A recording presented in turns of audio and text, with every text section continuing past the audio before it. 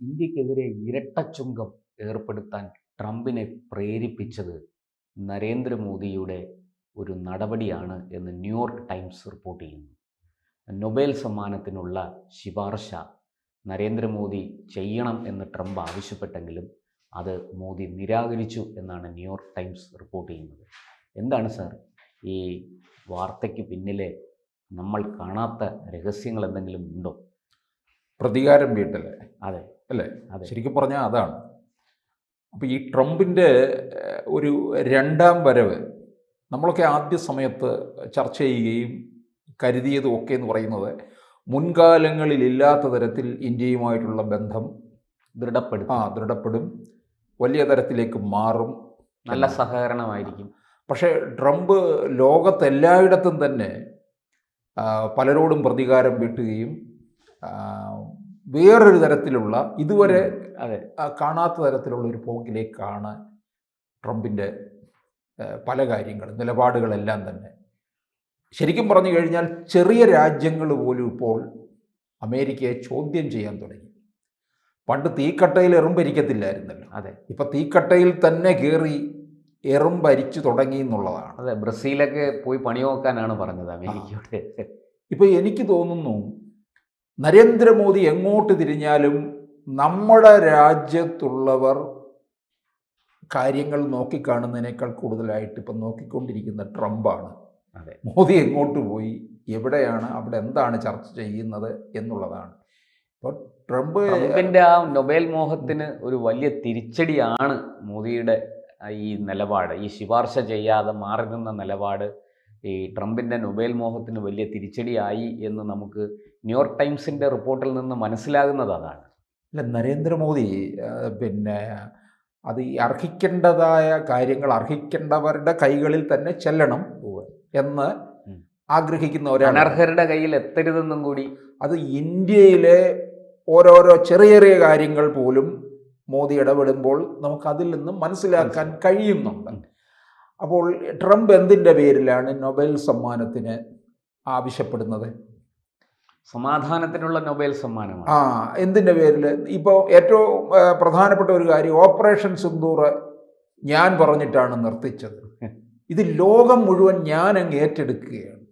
Russian Ukraine യുദ്ധം അത് സമാധാനത്തിലേക്ക് കുളമായി. അതെ, പിന്നെ ഇസ്രയേൽ ഗാസ, ഇതെല്ലാം ഗാസയെ നിരപ്പാക്കി 63,000 പേരാണ്, സ്ത്രീകളും കുട്ടികളും അടക്കം 63,000 പേരാണ് ഏറ്റവും ഒടുവിലത്തെ കണക്ക് പുറത്തു വന്നതനുസരിച്ച് അവിടെ കൊല്ലപ്പെട്ടിരിക്കുന്നത്. അവിടെ ഉള്ളവരെല്ലാം ഒഴിഞ്ഞു പോകണം, കൂട്ടപലായനം ചെയ്യും ഒക്കെ ആവശ്യപ്പെട്ടു. മറ്റ് 2 രാജ്യങ്ങളിലേക്ക് അവരെ പാർപ്പിക്കാൻ നോക്കി. അവർ കൈമല്ലെത്തി. നടക്കുന്ന കാര്യമല്ല. 20 ലക്ഷം പേരെയൊക്കെ പാർപ്പിക്കുക എന്ന് പറഞ്ഞാൽ എളുപ്പമല്ല. പിന്നെ തിരിച്ചിവരുടെ പുനരധിവാസത്തെക്കുറിച്ചും പറഞ്ഞില്ല. ഇവിടെ ഗാസ വലിയ ടൂറിസം കേന്ദ്രമാക്കി മാറ്റും എന്നൊക്കെയായിരുന്നു നടത്തിയത്.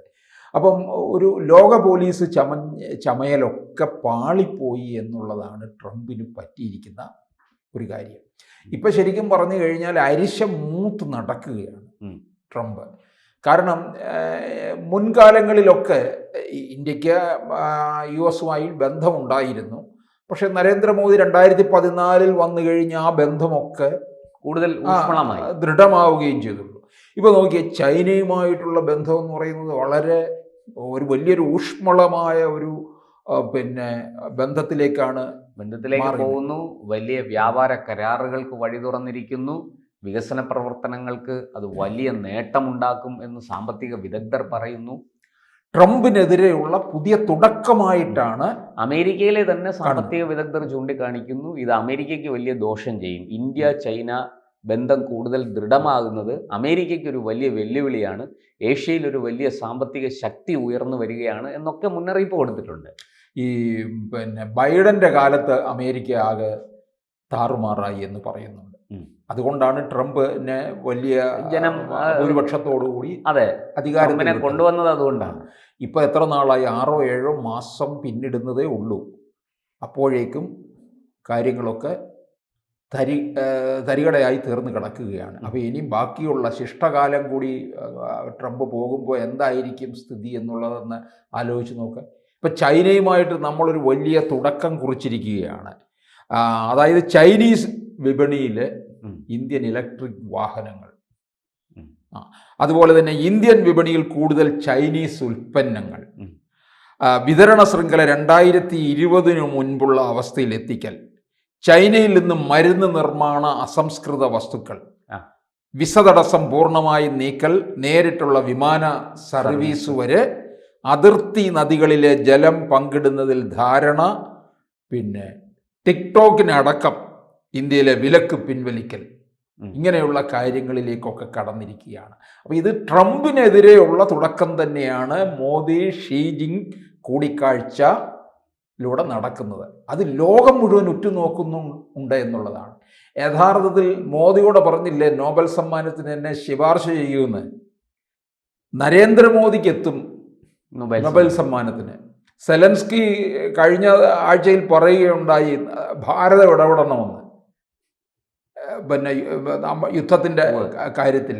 ലോകം മുഴുവൻ വിളിക്കാറില്ലേ നരേന്ദ്രമോദിയെ? ഏറ്റവും ഒടുവിൽ സെലൻസ്കി മോദിയോട് ഫോണിൽ സംസാരിച്ചു. അതെ, എനിക്ക് തോന്നുന്നു അപ്പം നരേന്ദ്രമോദിയുടെ അതായിരിക്കുമോ കാരണം ഈ റഷ്യ ഉക്രൈൻ യുദ്ധം മോദി ഇടപെട്ട് അവസാനിപ്പിച്ചു എന്ന് വന്നാൽ അത് ട്രംപിന് മുഖമടച്ച് കിട്ടുന്ന ഒരു അടിയാണ് ആയിരിക്കും. തീർച്ചയായിട്ടും അവിടെ നരേന്ദ്രമോദിയുടെ ഗ്രാഫ് പിന്നെ നമ്മൾ ഈ കാണുന്നതൊന്നും അല്ല. അതൊരു വലിയ എന്താ പറയുക, ലോകരാജ്യങ്ങളിൽ അത് വലിയ സ്വീകാര്യത സൃഷ്ടിക്കും മോഡിക്ക്.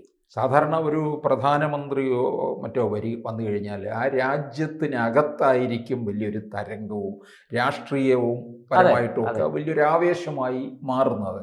ഇവിടെ എതിർകക്ഷികളിലുള്ളവർ പോലും പിന്നെ മോദിയെ വാഴ്ത്തുന്നുണ്ട്. എന്തിന്? പാകിസ്ഥാനിൽ പോലും യുവാക്കൾ അവിടുത്തെ ക്രൈസിസിൽ പിന്നെ യുവാക്കൾ സമൂഹ മാധ്യമങ്ങൾ കണ്ടുപഠിക്കൂ പോസ്റ്റ് ഇട്ടല്ലോ, നരേന്ദ്രമോദി ഞങ്ങളെ രക്ഷപ്പെടുത്തൂ എന്ന് പറഞ്ഞുകൊണ്ട്.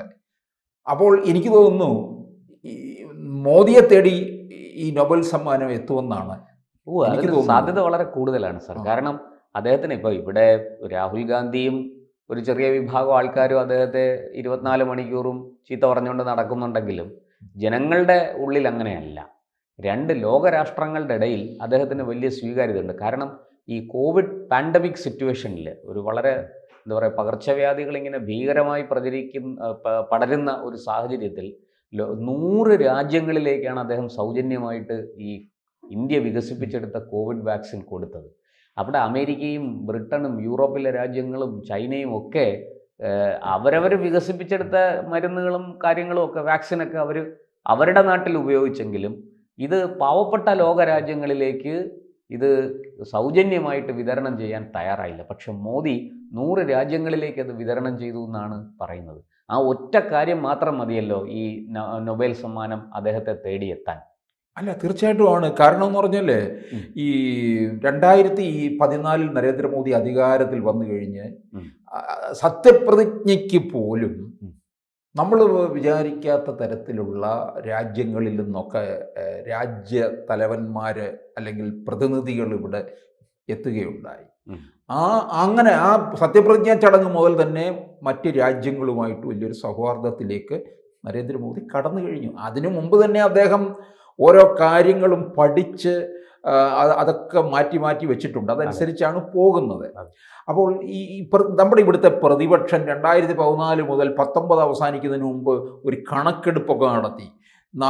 നരേന്ദ്രമോദി പിന്നെ ലോകം കറങ്ങിക്കൊണ്ടിരിക്കുകയാണ്, കറങ്ങിയ രാജ്യങ്ങളുടെ ലിസ്റ്റ്, ഉലകം ചുറ്റും വാലിബൻ എന്നാണ് അദ്ദേഹത്തെ ആക്ഷേപിച്ചത്. ആ ലിസ്റ്റ്, അതിൻ്റെ ചെലവ്, ഈ പോയതിൻ്റെ എല്ലാം പിന്നെ ഒരു ഗുണം ആണ് നമ്മൾ ഇപ്പോൾ അനുഭവിച്ചുകൊണ്ടിരിക്കുന്നത്. അതിൻ്റെ ഗുണഫലം ശരിക്കും പറഞ്ഞാൽ ആദ്യത്തെ 5 വർഷം നമ്മൾ ആരും കണ്ടില്ല.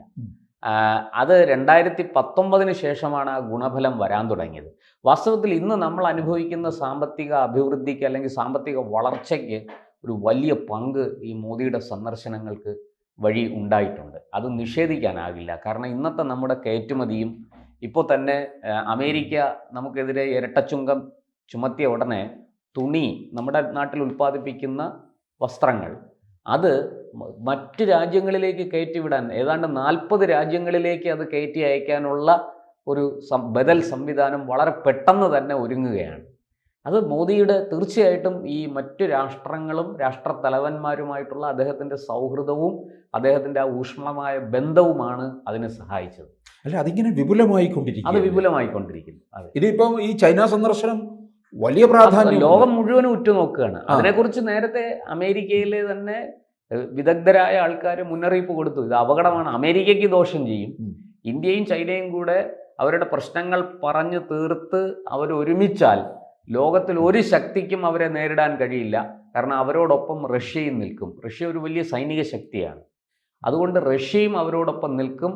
അത് അമേരിക്കയ്ക്ക് വലിയ തിരിച്ചടിയാണ് എന്ന് അവിടുത്തെ വിദഗ്ധർ വളരെ മുമ്പ് തന്നെ ട്രംപിന് ഉപദേശം കൊടുത്തതാണ്. പക്ഷെ അദ്ദേഹം അത് ചെവിക്കൊണ്ടില്ല. ഞാൻ ആലോചിക്കുന്നത്, ഈ മോദി ചൈനയിൽ സന്ദർശനം നടത്തുന്നത് ഇവിടുത്തെ CPM എങ്ങനെ കാണുന്നു എന്നുള്ളതാണ്. അല്ല, CPM-നെ സംബന്ധിച്ച് അവർക്കൊന്നും പറയാനില്ല. കാരണം ഈ ചൈനയ്ക്കെതിരെ പറയാൻ അവർക്ക് സാധിക്കില്ല. അവര് മോദിക്കെതിരെ പറയുകയും വേണം. അപ്പോൾ വാസ്തവത്തിൽ പിന്നെ ഈ CPM-നെയും CPI-യൊക്കെ ആര് കൂട്ടുന്നു സാർ? ഇന്ത്യയിൽ ഇപ്പോൾ അങ്ങനെ രണ്ട് രാഷ്ട്രീയ പാർട്ടികളുണ്ടെന്ന് മാധ്യമങ്ങൾ പോലും അങ്ങനൊരു എന്താ പറയുക വില കൊടുത്തിട്ടില്ല.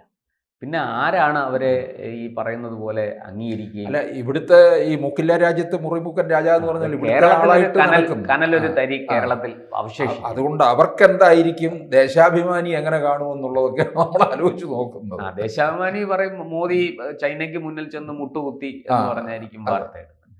പക്ഷേ മോദിയും ചൈനയുമായിട്ടുള്ള ബന്ധത്തിൻ്റെ ആഴങ്ങളിലേക്ക് കടന്ന് കൂടുതൽ അത് ദൃഢപ്പെട്ട് നമ്മുടെ രണ്ട് രാജ്യങ്ങൾക്കും അത് ഗുണകരമായി വരികയും ഇതുപോലെയുള്ള വെല്ലുവിളികളെ നേരിടാൻ അത് സഹായിക്കുകയും ചെയ്യും എന്നുള്ള കാര്യത്തിൽ സംശയമില്ല. കൂടുതൽ വാർത്തകളും വിശേഷങ്ങളും നിങ്ങളിലേക്ക് എത്താൻ ABC മലയാളം സബ്സ്ക്രൈബ് ചെയ്യുക, ബെൽ ബട്ടണും അമർത്തുക.